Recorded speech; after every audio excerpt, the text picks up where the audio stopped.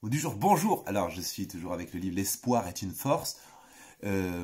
C'est cette fois une petite méditation sur la contemplation. C'est un peu la conséquence de ce conte que j'ai raconté la dernière fois de l'hippopotame qui perd son œil dans la vase et donc il faut qu'il arrête de remuer, de s'agiter dans tous les sens pour que l'eau redevienne claire.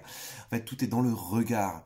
En fait, on a ce qui cloche souvent dans nos vies, c'est pas seulement la situation, c'est notre regard sur la situation.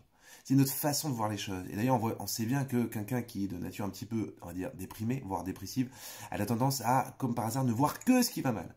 Et donc, il y a une rééducation du regard pour que le regard puisse voir aussi ce qui va bien. Ça demande un peu une force, je dirais, du courage même, et une force de caractère pour un petit peu déformer notre pli de ne voir que ce qui va mal. En plus, on a parfois hérité cela voilà, peut-être de notre civilisation française, un petit peu critique surtout. Et il faut réapprendre à contempler, à voir ce qu'il y a de beau autour de nous. En fait, il faut qu'on entraîne notre regard au beau.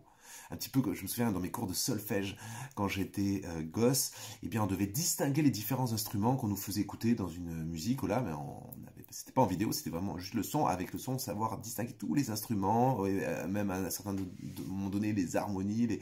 Eh bien voilà, au début, tout nous paraît un peu un bloc, et puis à force de s'entraîner, on arrive à distinguer des choses. Eh bien, notre regard, c'est pareil, on doit l'entraîner à distinguer ce qu'il y a beau autour de nous. Et n'oubliez pas, tout contribue au bien de celui qui aime Dieu.